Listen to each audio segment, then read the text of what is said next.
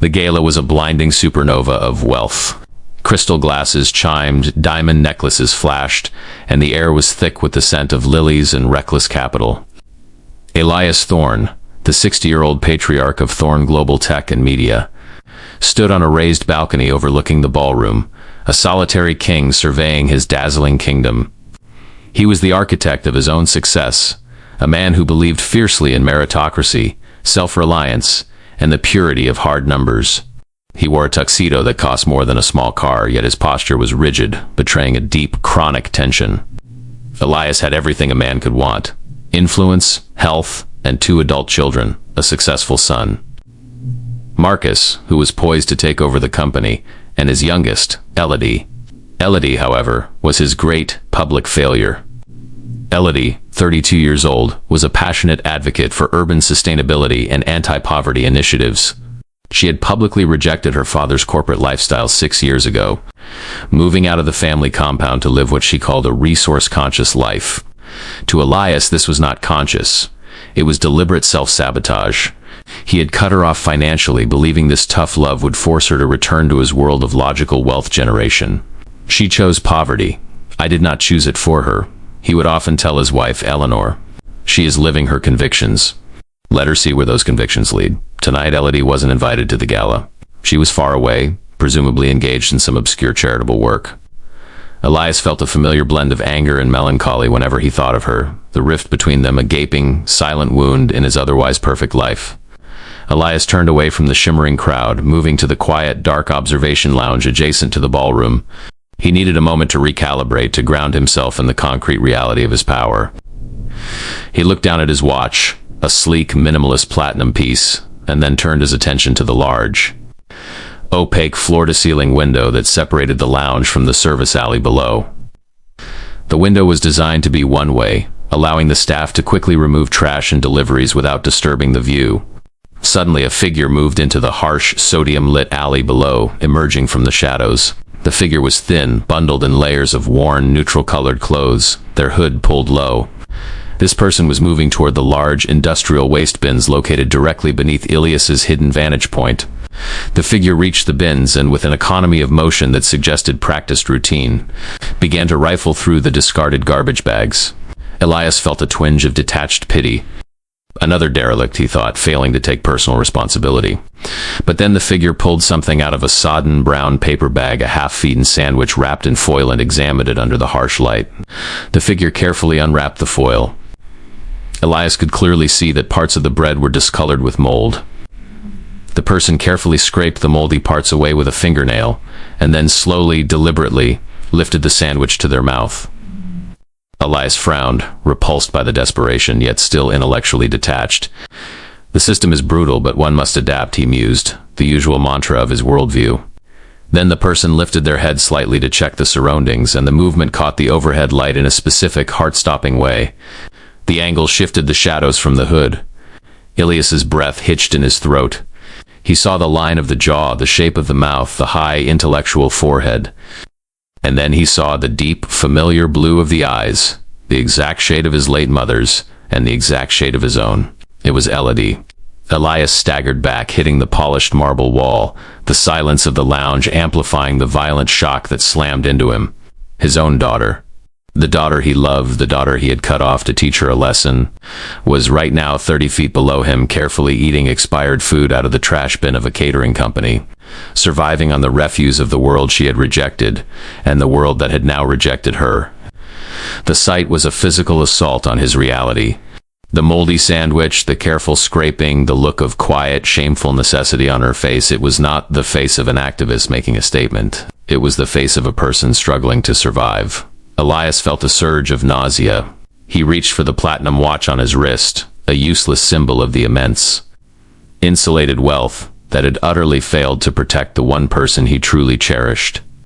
He had believed he was teaching her a lesson about work ethic. He had believed her struggle was performative.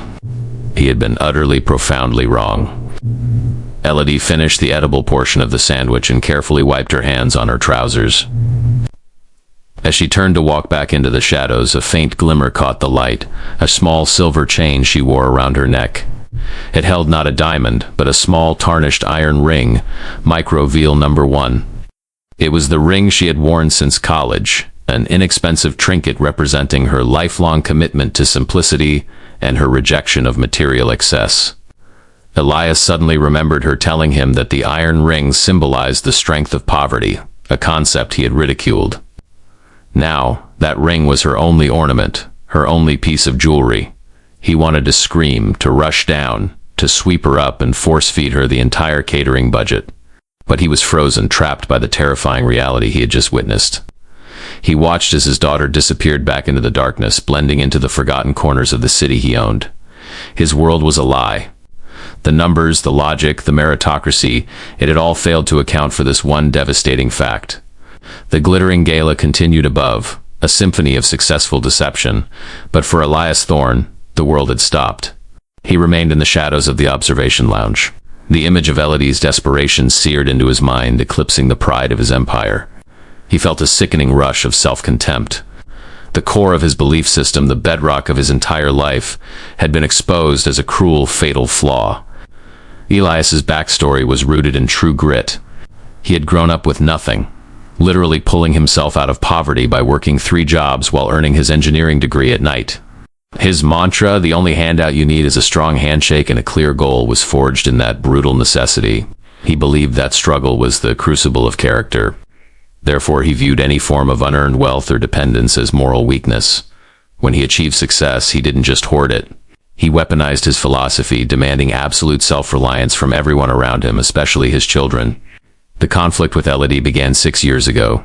After graduating with honors in urban planning, Elodie started working at Thorne Global, but she quickly became disillusioned with the company's aggressive, consumer-driven development models, particularly the constant cycle of planned obsolescence that drove their tech division.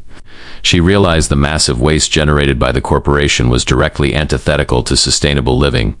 She tried to change the company from within, presenting detailed reports on circular economy models, but Elias scoffed. "Elodie, your idealism doesn't pay salaries," he'd roared in the boardroom. "Our success is based on providing things people want, not things they need to be preachy about." The final confrontation was violent and loud. Elodie demanded that Thorne Global commit to zero waste and invest heavily in equitable housing, sacrifices that Elias considered financially suicidal. Elias, believing she was being naive and entitled, issued an ultimatum: fall in line with the company's mission or be completely disinherited and cut off. Elodie chose her conviction. She walked out, refusing even the trust fund her grandmother had left her. She took the iron ring, a gift from a professor who championed humble engineering, and vanished into her own self-imposed experiment in minimalism. Elias interpreted this as a spectacular tantrum, a wealthy girl playing at poverty. He was sure she would be back within 6 months, humbled and ready to accept his corporate crown. He was wrong. Now, seeing the direct, desperate result of his tough love, Elias felt a terrible internal mockery. He hadn't taught her a lesson. He had inflicted a wound.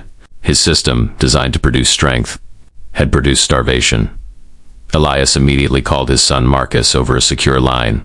Marcus, polished and sharp, stepped away from the crowd, his smile fading into concern as he listened to his father's tightly controlled voice. "Marcus, tell me about the Thorne Foundation's last grant," Elias commanded, his voice shaking barely perceptibly. "The Poverty Alleviation Program, Dad. We gave $50 million to the City Council's outreach initiative last quarter. Substantial grant, targeted at food security." Marcus spoke with the confident tone of a man who dealt in numbers, not faces.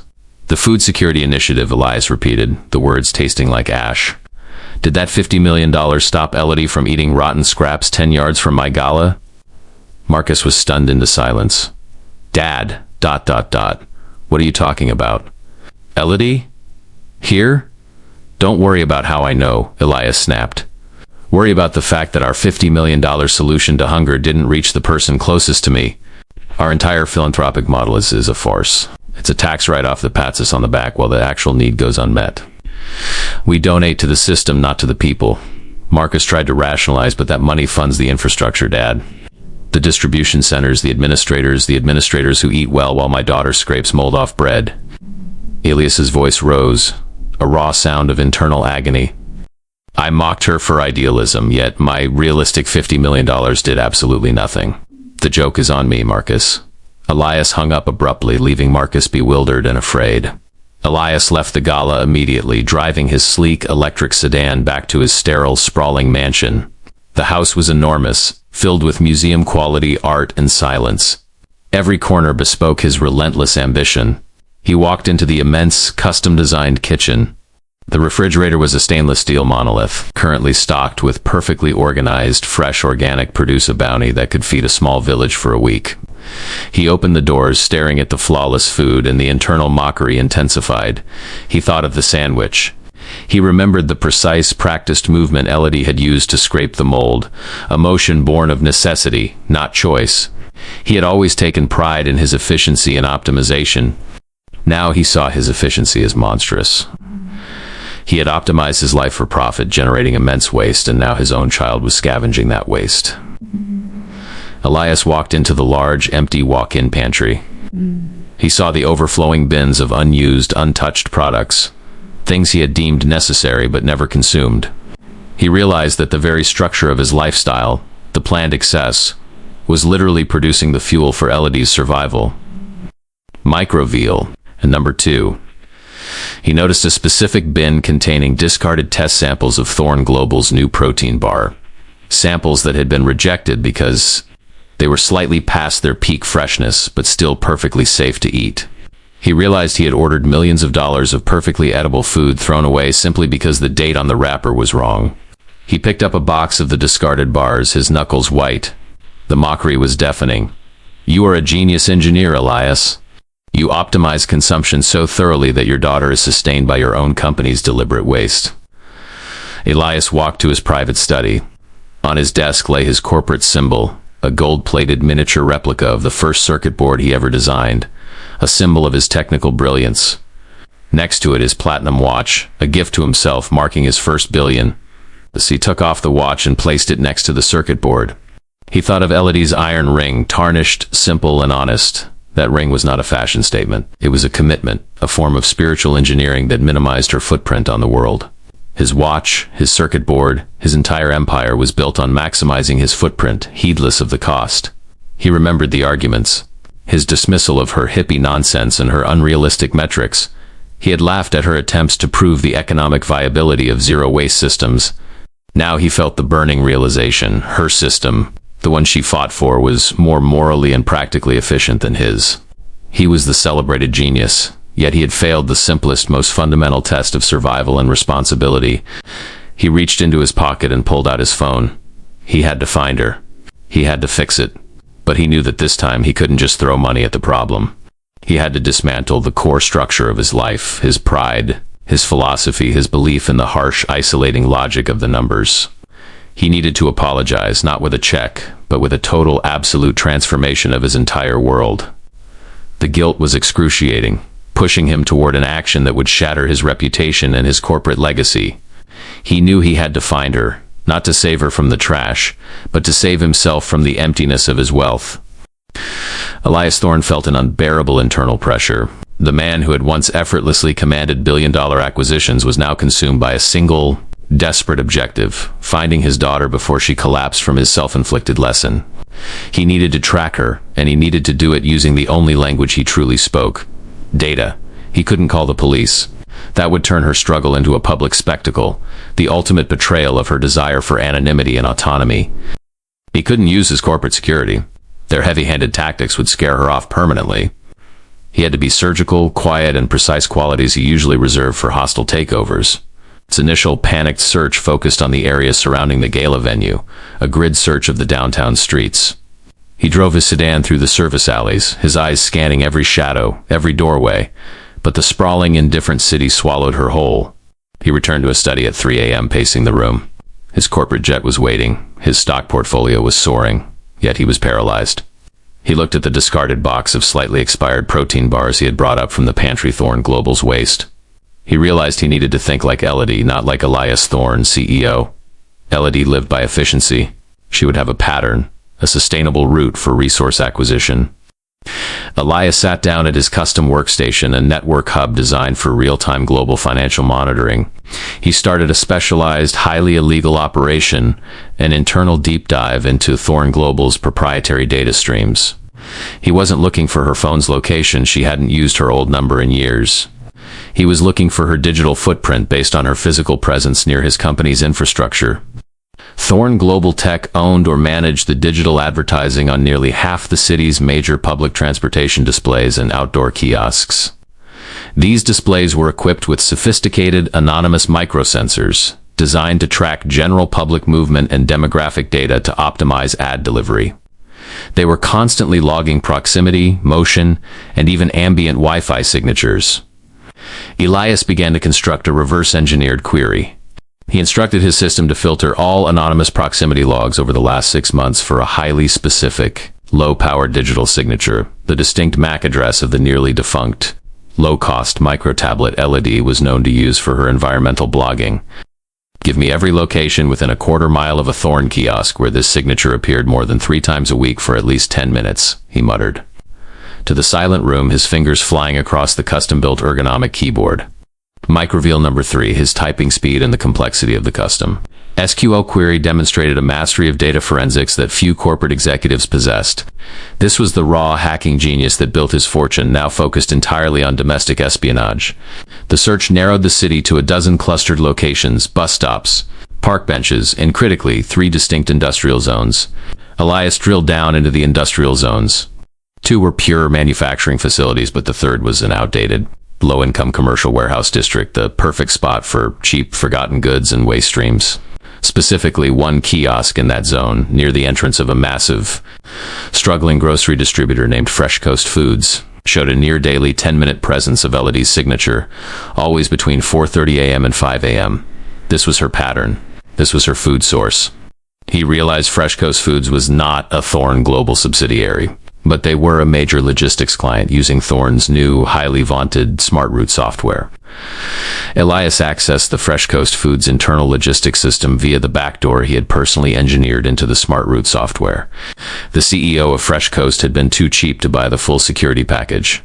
Relying on Thorn's guarantee of unbreachable efficiency, Elias knew exactly how to breach it.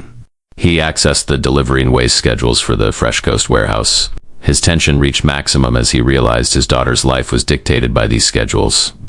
Fresh Coast received new shipments at 4 a.m., meaning they immediately cleared out the old, expired stock to the external bins for pickup at 5:30 a.m., the precise window Elodie utilized. But there was a new notification flashing on the Fresh Coast internal dashboard. A critical server error had delayed the waste truck pickup until 6:30 a.m. This was the crisis. If Elodie went to the bin at 4:45 a.m. thinking she had 15 minutes, she would find the expired food already picked up.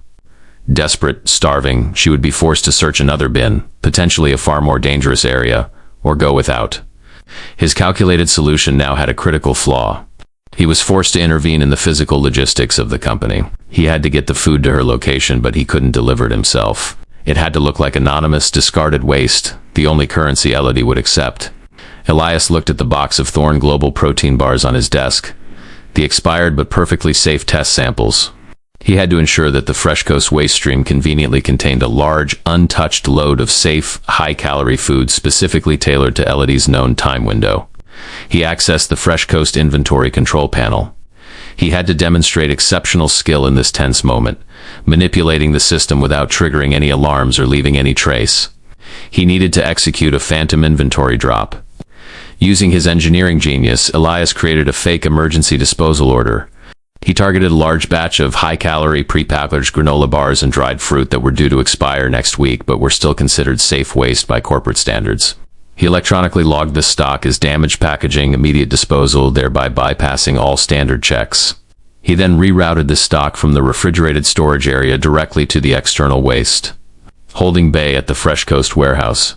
The action required manipulating 3 layers of inventory control and logistics software without anyone on the night shift noticing the sudden, unauthorized relocation of high-value stock. He executed the phantom order in under 90 seconds. How does he know this? The virtual question hung in the air. Elias knew this because he had built the software. He knew every backdoor, every loophole, and every security flaw.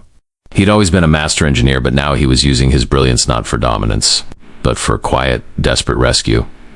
He closed the terminal, his heart pounding.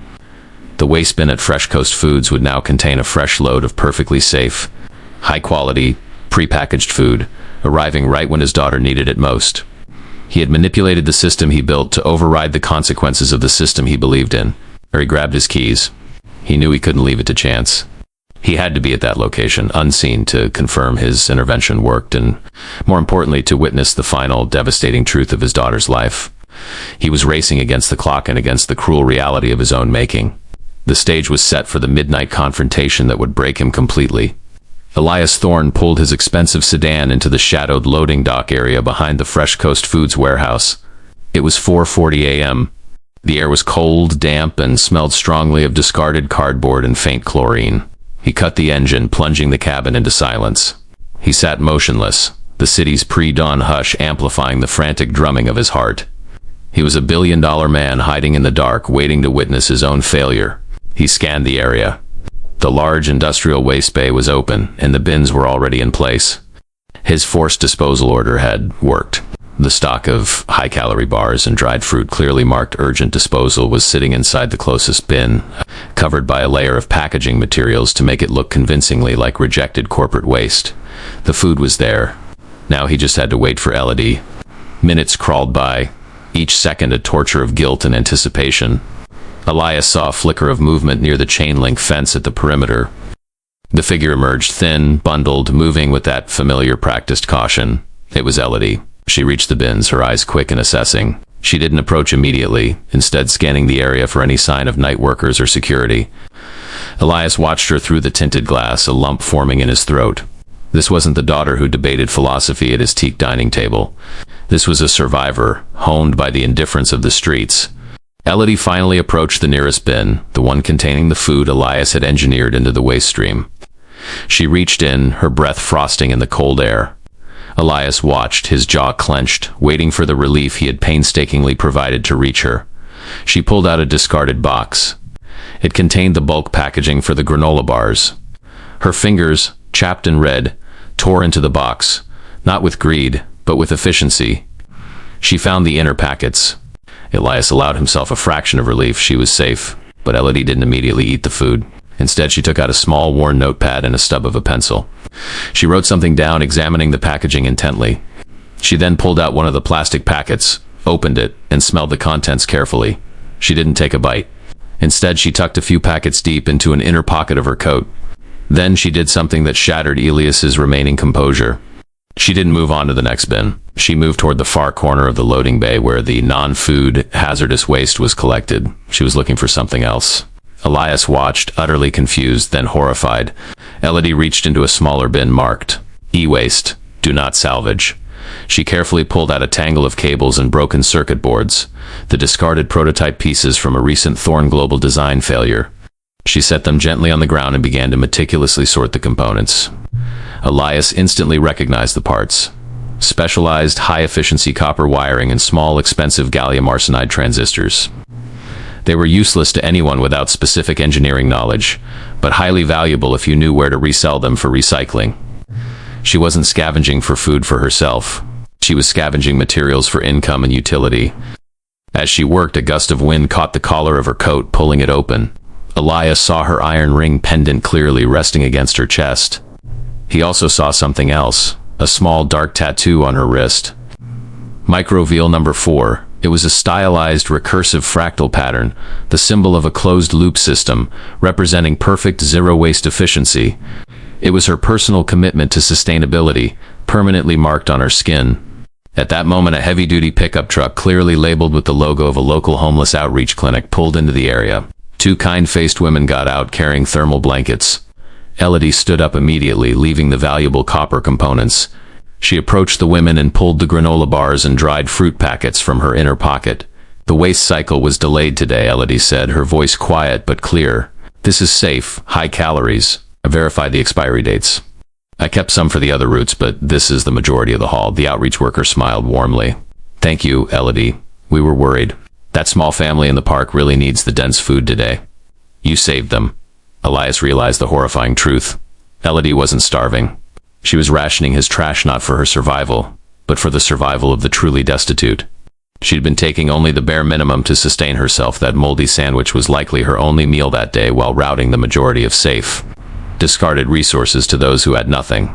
Her struggle was a self-imposed, deliberate sacrifice to maintain her operational autonomy and integrity. She was living her convictions, not collapsing under them.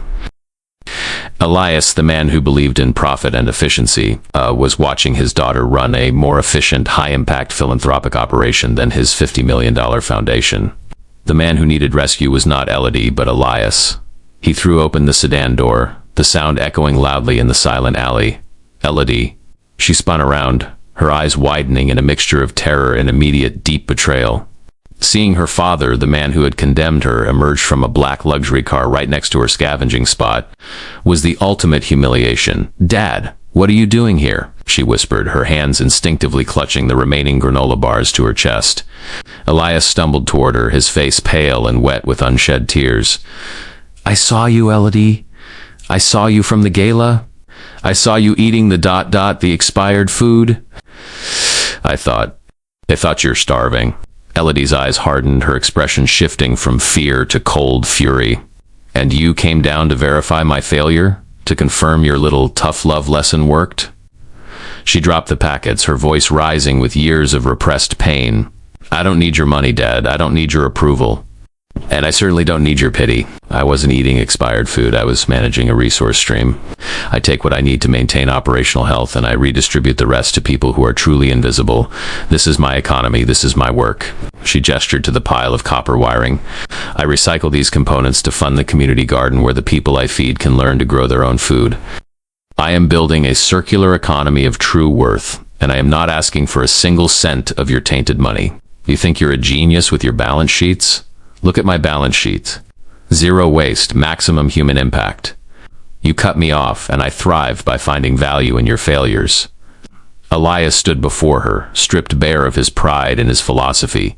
The revelation of her sacrifice, her resourcefulness, and her moral clarity was a shock more profound than any business failure could have been.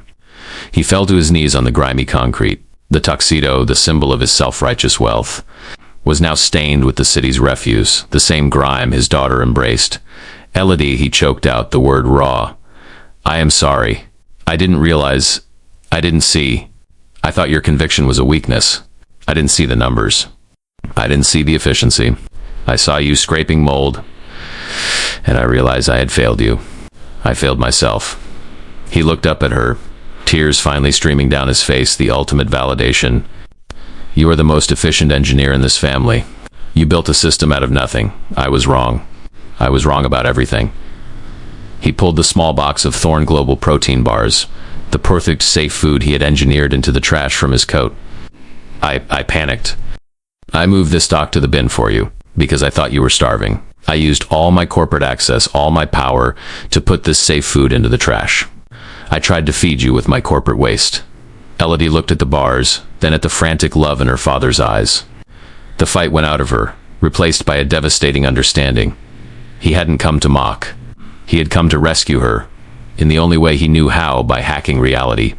"I don't need the waste, Dad," Elodie whispered, bending down, her anger replaced by a quiet, heartbreaking pity for him. "But thank you. It means you finally saw me." The climax was complete. The millionaire had witnessed the devastating sacrifice of his daughter, and had confessed that his entire life's philosophy was flawed. Now he faced the absolute necessity of a total corporate and personal transformation. The hours immediately following the confrontation were the most emotionally brutal and transformative of Elias Thorne's life. He didn't return to his mansion. Instead, he drove Elodie back to her small, shared apartment in a modest neighborhood. The place was clean, meticulously organized, and small, a direct physical antithesis to the cold vastness of his own house. Elias spent the rest of the day in uncomfortable, necessary silence, sitting in her sparse living room while Elodie went about her routine, planning resource routes, coordinating with local outreach groups, and meticulously cleaning the salvaged e-waste components for resale. He was witnessing her life in action, a life defined by radical efficiency and moral purpose. He noticed the food she ate, simple rice and beans, purchased in bulk, zero waste. Elias didn't offer money. He knew she would refuse it. Instead, he made a promise of action.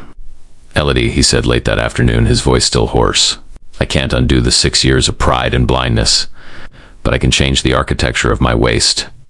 I want you to tell me exactly how my company, Thorne Global Tech, contributes to the problem, and exactly how we can be the solution. I don't want a charity.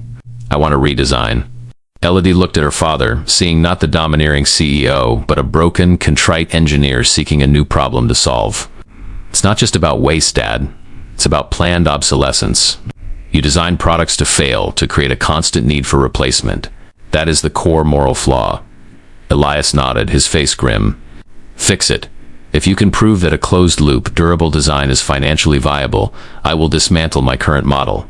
His first public action was to summon his son, Marcus, and his entire senior executive team for a 6 a.m. emergency meeting at the corporate headquarters. When the exhausted, tuxedo-clad executives gathered in the pristine boardroom, Elias entered, his eyes bloodshot, his elegant suit stained with street grime from the pavement where he had knelt. He didn't discuss profits or acquisitions. He put the box of expired protein bars and the copper wiring Elodie had scavenged on the teak table. He then delivered a blistering 10-minute speech that shook the foundation of the company. For years, Elias announced, his voice vibrating with conviction, we have maximized profit by maximizing consumption and waste. We have made a fortune by creating problems, not solving them. Yesterday I learned that this entire philosophy is bankrupt. My own daughter is living on the consequences of our failure. He then promoted Elodie in absentia to the new position of Chief Sustainability Architect of Thorn Global Tech. She will not report to me. I report to her. Her first mandate is to lead Project Iron Ring, a total systemic overhaul of our design, logistics, and supply chains to achieve zero waste and maximum durability. Anyone who resists this pivot is welcome to resign immediately.